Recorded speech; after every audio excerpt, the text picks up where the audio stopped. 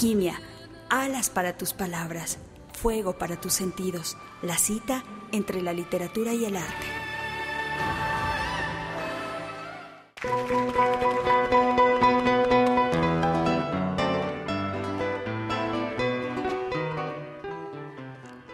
Ustedes escuchan Alquimia de las Palabras.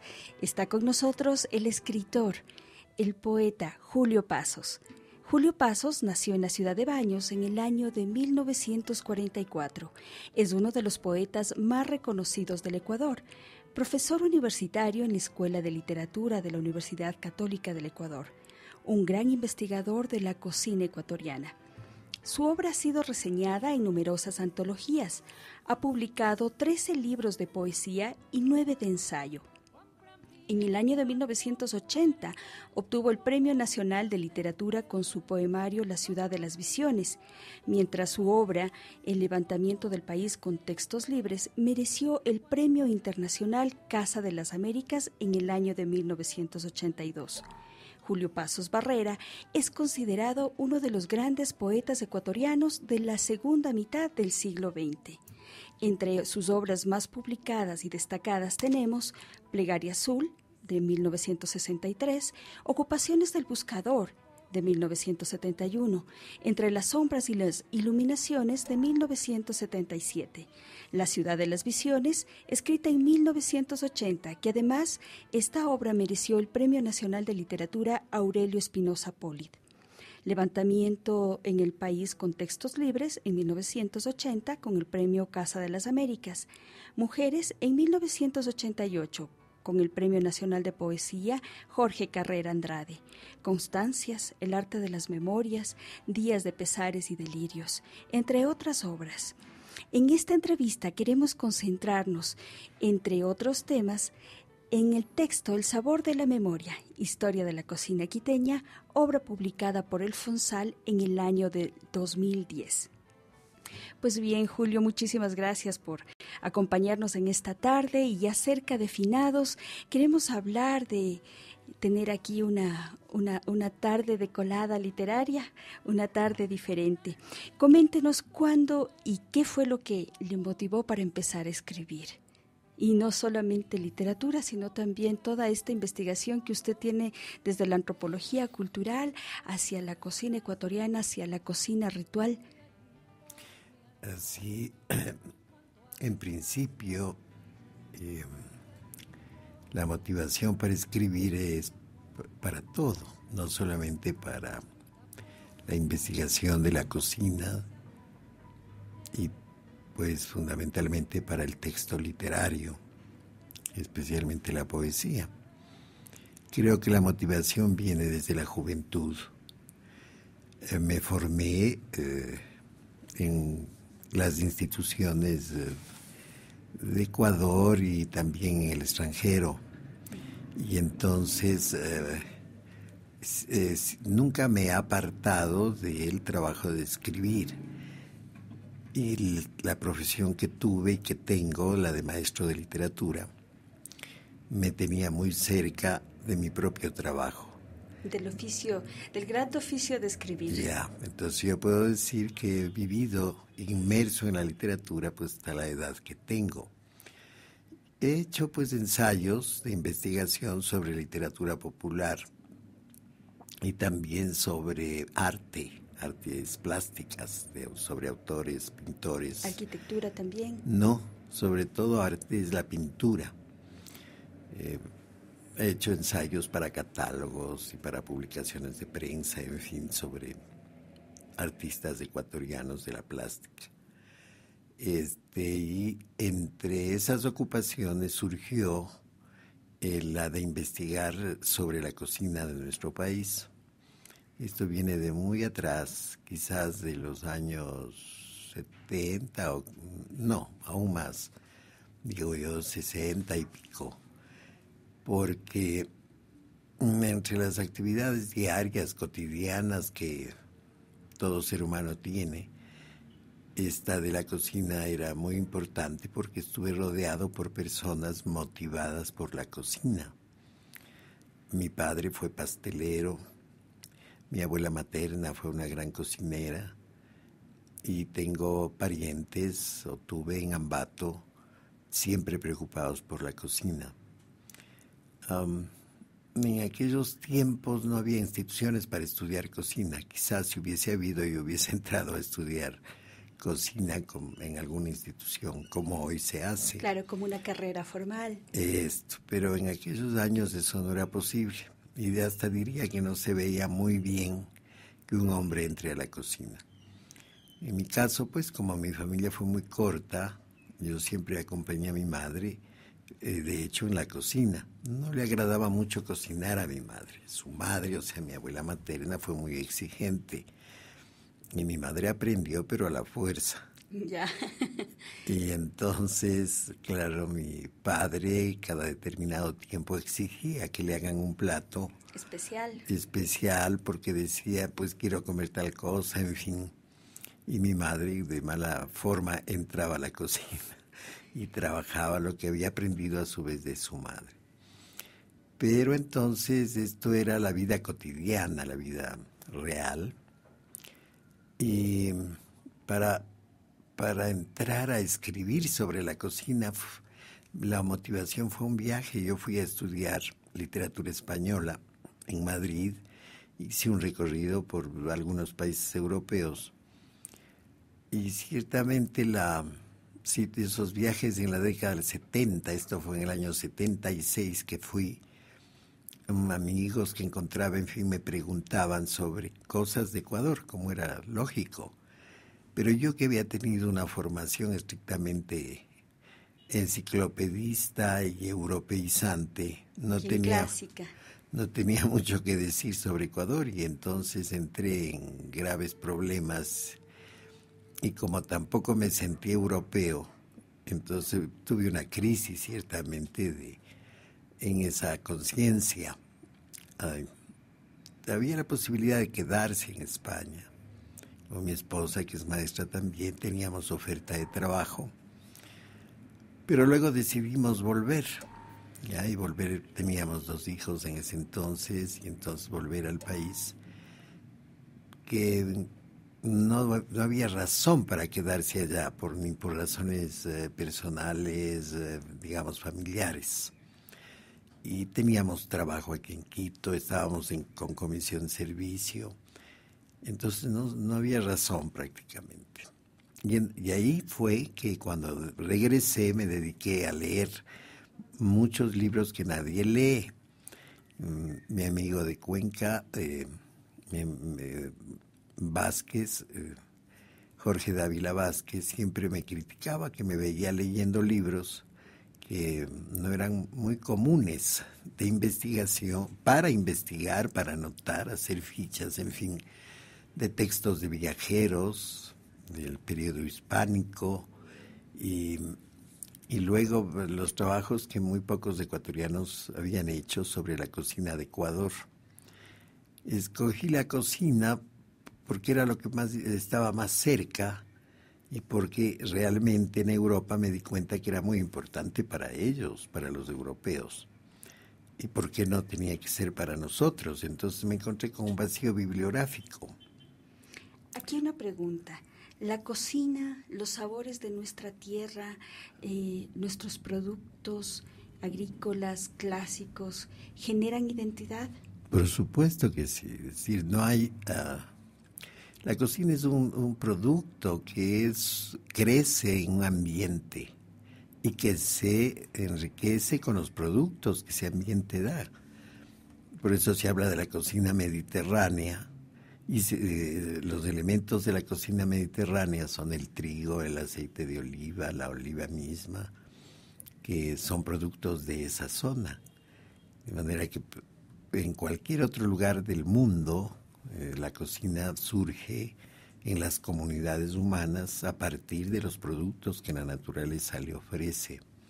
Y entonces, en nuestro caso, ¿no es cierto?, el maíz, la papa, el camote, el chocho, las frutas innumerables, el tomate de árbol, el capulí, dan un carácter al pueblo, a la gente en general. Porque cuando hablo de esto me refiero a la mayoría de habitantes, no a una minoría sofisticada y acomodada que siempre prefiere lo extranjero, que prácticamente ha sido el gran mal de nuestro país. Nuestras clases pudientes siempre estuvieron pensando en Europa y el Estado que inventaron tenía esas características o rasgos, ¿no? Un hombre instruido era el que más de Europa sabía y viajar a Europa era el sueño y en fin, ¿no es cierto? Mientras tanto la realidad era ignorada en todo sentido, el sentido humano, el Estado burgués que se perfeccionaba, se modernizaba, siempre ignoró a la mayoría de la población, indios, montubios y negros. La mayoría de indios, una población considerable de montubios y una minoría negra, pero eran grupos marginados. De manera que en estas circunstancias era conveniente tener una idea más global de todo y eso me obligaba a leer historia, a diversas fuentes históricas, leer antropología, que menos mal coincidió este interés mío con la creación de la Facultad de Ciencias Humanas en la Universidad Católica del Ecuador. Era la primera vez que había una facultad de eso y dedicado a la antropología, especialmente a la arqueología, en fin. Entonces hubo un buen vínculo ahí. Por supuesto, la imagen del país fue cambiando para mí, mi concepción de lo que el país era. Y eso permitió entonces que yo pudiera hacer notas durante como 30 años o más de informaciones relacionadas con nuestra cocina. Me resisto a decir gourmet, no por pose, sino que pues si hay la traducción en español, ¿para qué voy a decir gourmet si hablo de la alta cocina ecuatoriana y cosas así? Fui recogiendo información y hasta me atreví a hacer un recetario que desapareció inmediatamente, ¿no? Porque además era un recetario de presentación muy barata que hizo el Ministerio de Educación. Y luego me fui cada vez más a profundidad con esta revisión de textos, en fin, un conocimiento un poco más amplio de lo que es la cocina y las técnicas de la cocina, los ingredientes, los artefactos de la cocina, en fin. Ese es el fondo, el comienzo del Sabor de la Memoria. El Sabor de la Memoria es este libro que recoge alrededor de 3.500 años de una historia del Ecuador, desde el Ecuador prehispánico hasta nuestros días. ¿Cómo su libro aporta a la recuperación de la memoria social e histórica de nuestro país, de nuestra ciudad, a partir de un hecho tan cotidiano, pero tan fundamental y tan fuerte como es la comida? Porque el dicho ya nos dice, barriguita llena, corazón contento.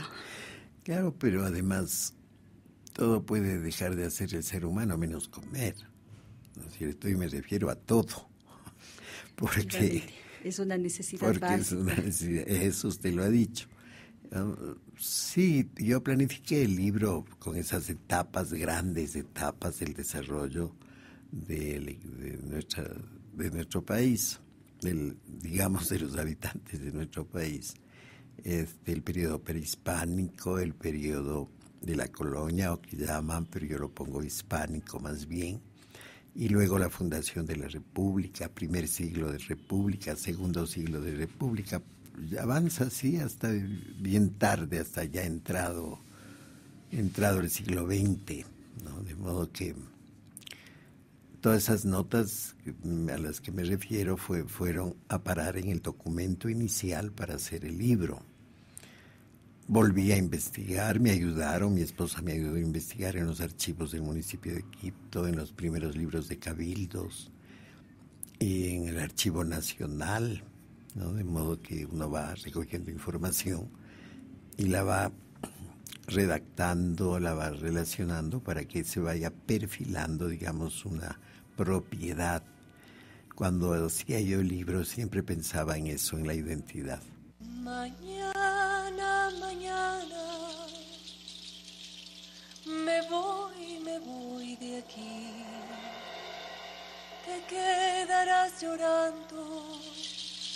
palomita cuculí. Mañana, mañana me voy de aquí. Te quedarás llorando, palomita cuculí.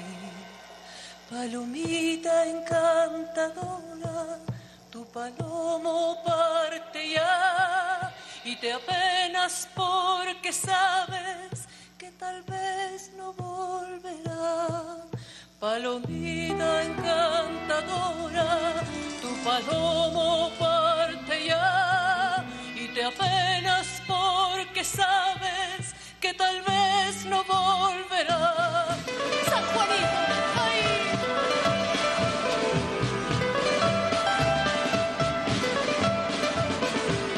Mañana, mañana me voy de aquí.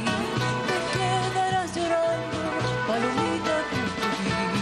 Mañana, mañana me voy de aquí. Te quedarás llorando, palomita cuculí. Palomita encantadora, tu palomo parte ya y te apenas porque sabes que tal vez no volverás. Palomita encantadora, tu palomo parte ya y te apenas porque sabes que tal vez no volverá. San Juanito.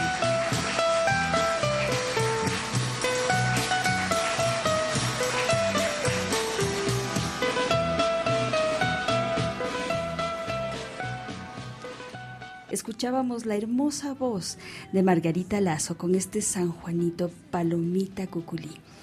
Pues seguimos con la entrevista al maestro Julio Pasos. Yo quiero en este momento compartir con ustedes un fragmento de uno de sus poemas en relación al café. En el tiesto los granos de café tienen sonidos de pisadas. Los granos se oscurecen y el pensamiento se agita. Cucharas de azúcar los negrean y abrillanta. El aroma es un caballo que trepa los tejados. Todo está quieto, solo el perfume tiene manos, esas manos que van caldeando el mediodía. Después de horas, el molino tiene su pascua y un polvo fino como si fuera sangre de fósiles pretéritos. Se amontona en un plato sin tiempo. Es paciencia, paciencia honda. Gota a gota irá levantando tus espinas y rompiendo muertos, irá después cuajando palabras, las bellas palabras que se ahogan a este lado de la vida. En la poesía del maestro Julio Pasos hay muchas menciones a la comida, a nuestros alimentos, a los alimentos sagrados como el maíz, como el capulí. Coméntanos un poquito más sobre esta mención que usted hace a la comida de una manera tan sutil y tan bella. Bueno, me es difícil comentar porque para eso escribí, para no comentar, pero ahora que oí la música, cuando usted dijo Leña Verde, recordé que la letra de Leña Verde es del poeta Jorge Enrique Adún, persona a quien estimé muchísimo y que tuve el honor de ser su amigo. Como el poema que usted leyó viene del libro Levantamiento del País con Textos Libres. El libro no está directamente dedicado a la comida, pero a medida que fui escribiendo esos textos, incorporé o me entusiasmaron, me emocionaron los platos y las prácticas de cocina que yo conocí cuando viví en algunos lugares del Ecuador y que son parte también de mi clase social.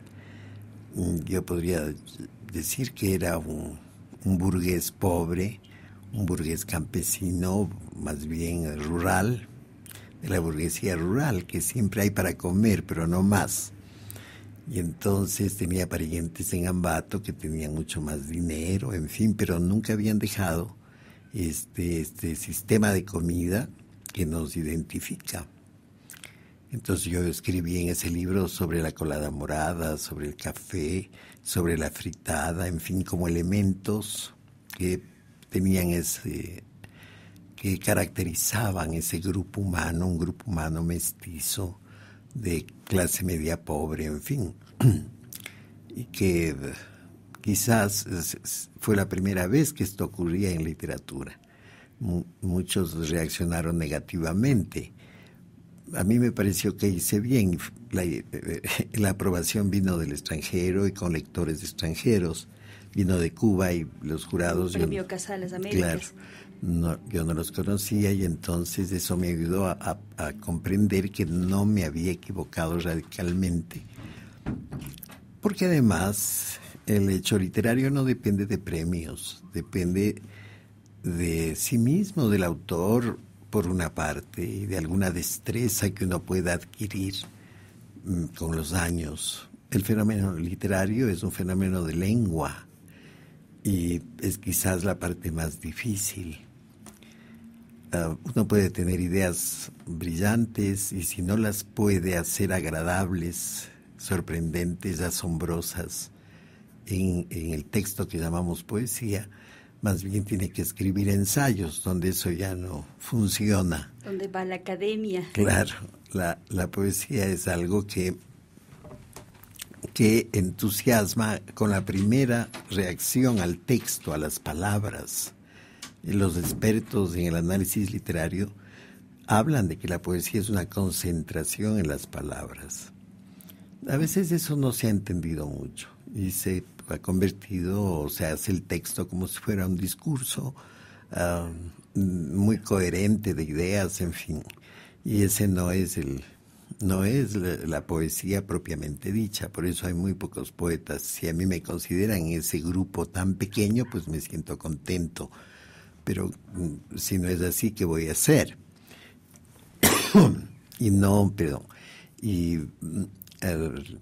La especificidad de la poesía es precisamente algo que no se vende, es como el aire. Y claro, está fuera del mercado. Siempre fue así. Tal vez en tiempos que muy poca gente leía libros, se entusiasmaba más por eso, digo en siglos pasados. Ahora no, el caso de nuestro país, que no lee mucho en general, y lírica la lee muy poca.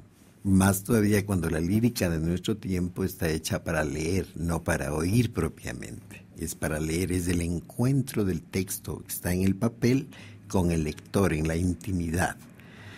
Entonces no es un espectáculo, no busca ser espectáculo. Y las editoriales quieren tener espectáculo y entonces dedican mucho dinero a promocionar novelas cada año, en fin, que luego pasa y nadie las lee.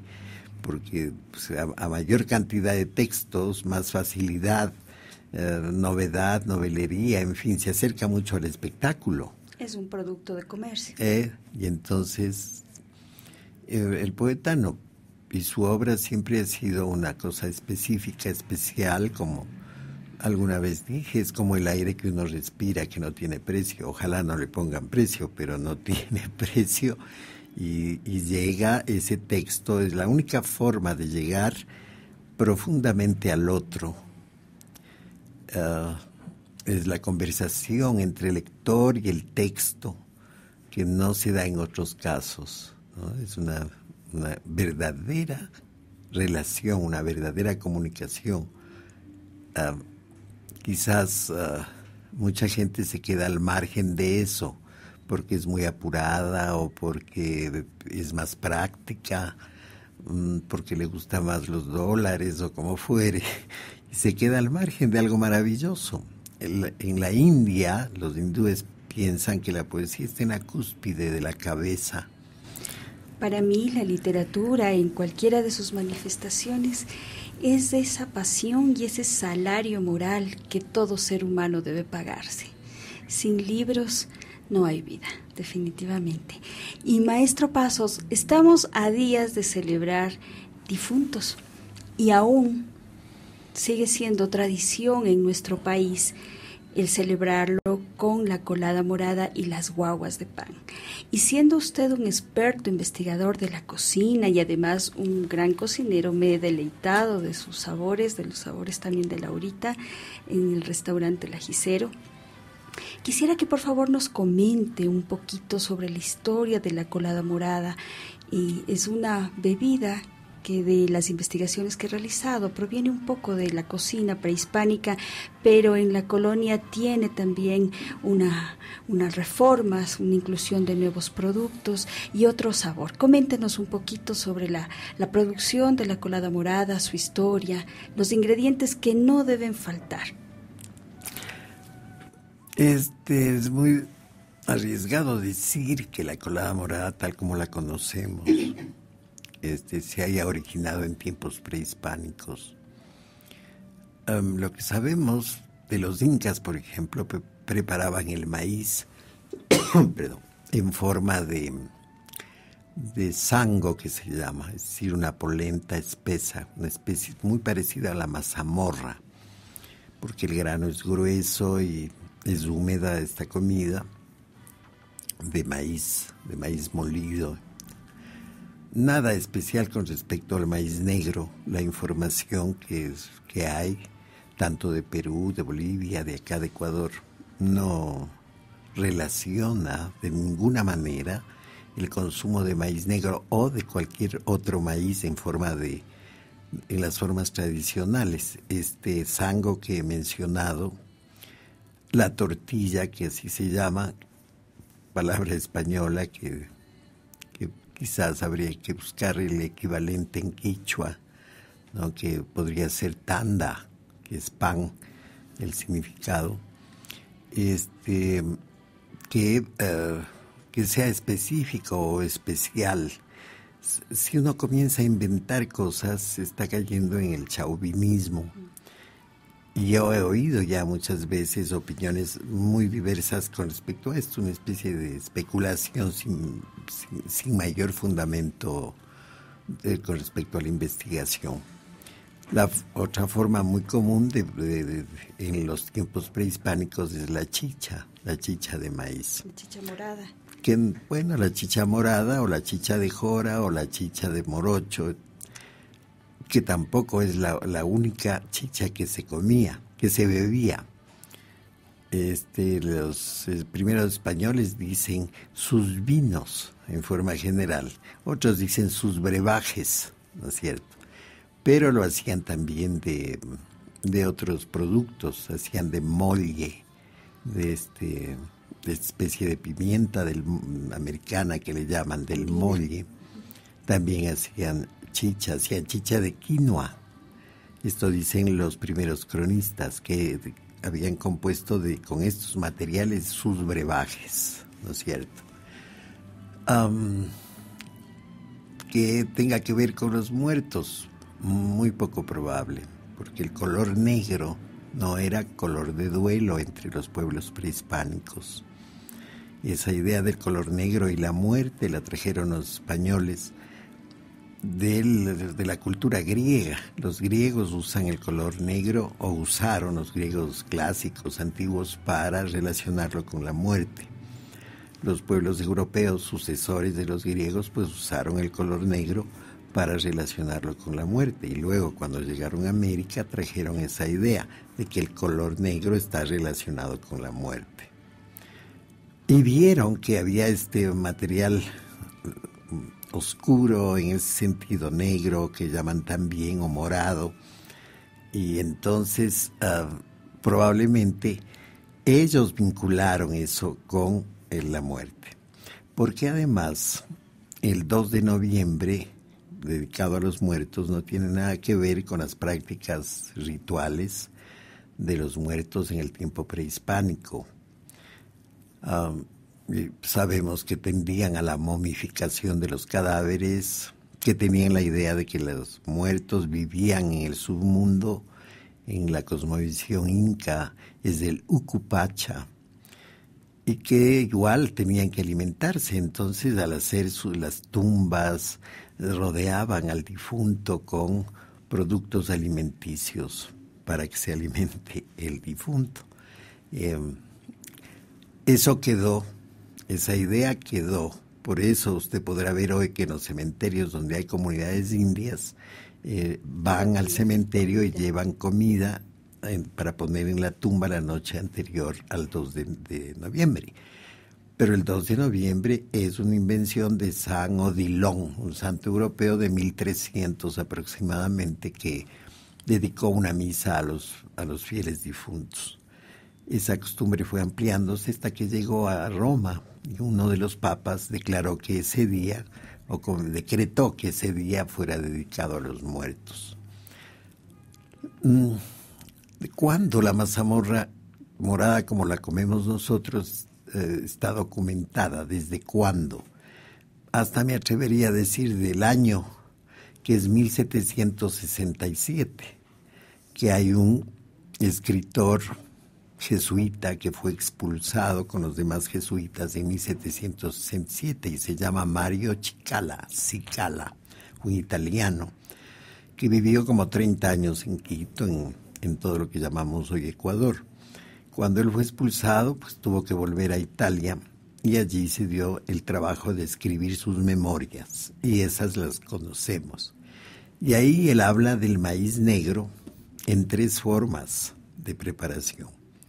Entonces, la chicha, hasta su tiempo, hasta lo que él vio en las ciudades del Ecuador de hoy, la gente tomaba chicha de maíz negro. Luego habla de una pasta de maíz negro, que debe haber sido una especie de pastel, tal vez que iba al horno, de maíz negro. Y habla de una polenta de maíz, que es la más próxima a la harina de maíz y que se usa en la colada. Y él dice que la guisaban, que la preparaban. Entonces es, digamos, el documento más antiguo que yo he encontrado que tiene que ver con la presencia de la colada entre nosotros, que por cierto, colada no es la palabra, o no fue la palabra, sino mazamorra.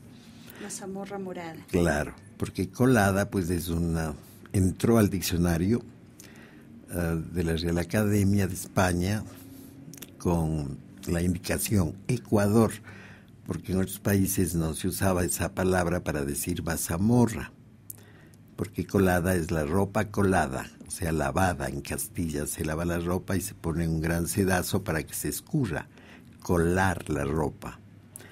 ¿Por qué acá se confundió, se adaptó a mazamorra? Porque al hacer la mazamorra hay que cernirla varias veces, en sedazos, en arneros, en fin, el procedimiento de previo a cocinar. Porque se trata de un maíz que hay que fermentarlo, de una harina de maíz que hay que fermentarlo por lo menos durante 3 días para proceder luego a cocinarlo. Cocinarlo con todos los ingredientes traídos por los europeos, excepto el ispingo y el ataco. El ataco, amaranto, tiene esos nombres, que las 2 plantas son nativas. La canela es el árbol, la flor del canelo que hay en el oriente, y que ya fue mencionado desde el siglo XVI. Ya se dice eso, que pues, los nativos usaban para curarse, molían el ispingo y se aplicaban o bebían en diversas formas para curar enfermedades, porque el aroma y el sabor del ispingo son incomparables. No hay colada morada sin ispingo. Y el ataco, que es por el color. Quizás el mortiño es nativo también. Y los demás componentes son traídos, bueno, no, la naranjilla también es nativa, que se utiliza, pero la mora vino de España. Y la canela como tal, el clavo de olor, la pimienta de olor son europeos. Y la panela que se utiliza es totalmente europea, ¿no es cierto? Claro, hoy se pone babacos y frutillas, tanto lo uno como lo otro son americanos, son componentes andinos. Y una buena colada siempre debe tener en su composición, además de las hierbas aromáticas de cedrón, de hoja de naranjo, etcétera, debe tener hojitas de arrayán, que también le dan un sabor especial. Parece que el arrayán vino de Europa también. Bueno, pero el resultado es un resultado delicioso, pero en el que dialogan o se dan las manos las culturas. Entonces yo creo que no es necesario inventarle más cosas. Y además, no hay colada sin pan. Eso, y el pan es de trigo, o sea, también es de español. Se dice solo guaguas, pero de apuro, pero el pan de finados, específico, especial, era en formas de guaguas, de muñecos, soldados, de palomas, de puercos, de caballos adornados y todo eso. De diversas formas, no solo humanas. La guagua. Pero el pan especial, que por tradición las familias conservaban, ¿no? Entra en ese pan en su confección, mantequilla, manteca de cerdo, muchos huevos, y tiene que ser amasado 2 veces para que tenga la consistencia especial, y no como pues las guaguas que vemos ahora, pobrecitas, escuálidas de sabores. Es una masa cualquiera que imita la forma. Sí, imita la masa francesa, yo qué sé, pero no está bien eso. Y peor que la introduzcan dulce. Las mermeladas, la horrible costumbre norteamericana de los últimos 10 años o 15, antes no se hacía eso. Ahora le meten en mermeladas diversas cosas ahí, creen que hacen bien. Yo pienso que no, porque dulce con dulce no tiene mucha coherencia. La guagua debe ser más bien un pan que tiende a la sal, para equilibrar con el sabor dulce de la colada. No le voy a echar ahí mermelada o cosas. Bueno, las personas tienen toda libertad de hacer lo que quieran. Hemos dicho que todas las personas tienen que comer y así lo hacen, pero cuando se habla de la tradición, entonces hay que tomar en cuenta algunos detalles. Entonces, una colada de apuro hacían y hacen con maicena. Y entonces la textura es un poco pegajosa, no diré la palabra más común que es babosa. Entonces, y que la maicena y que de apurito ya viene hasta en fundas. Ya, pero todo eso tiene que ver con el crecimiento de la población y en las ciudades grandes y la falta de tiempo, en fin.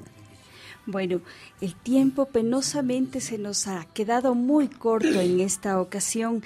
Nos hemos pasado bastante.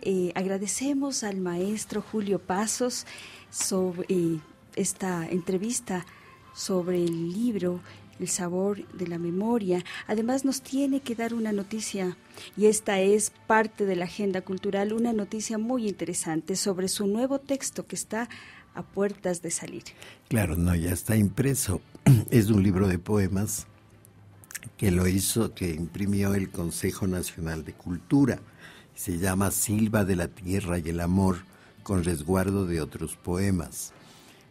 Es mi último trabajo. Todavía no sabemos cuándo lo vamos a presentar, pero como ya está impreso y usted lo ve, entonces me atrevo a hacer la promoción del libro, aunque vuelvo a lo que dije antes, ¿no? La poesía es un encuentro entre la página y el lector en su intimidad, y no tiene nada que ver con espectáculos, pero en todo caso pueden los curiosos saber que circulará este libro en poco tiempo. Muchísimas gracias de esta primicia. Estaremos pendientes de la presentación de este nuevo texto del maestro Julio Pasos, Silva de la Tierra y el Amor, con resguardo de otros poemas. Pues el tiempo se acabó. Se despide de ustedes Maite Gavilanes. Agradezco la paciencia y la comprensión que ha tenido hoy nuestro compañero Javier Macas, que sin él y sin su apoyo no habría este programa. Reitero, la literatura es ese salario moral que nos hace vivir. Muchísimas gracias a todos. Espero que este programa haya sido de su disfrute. Laurita, muchas gracias. Maestro Pasos, un honor tenerlo en este programa. Gracias a todos.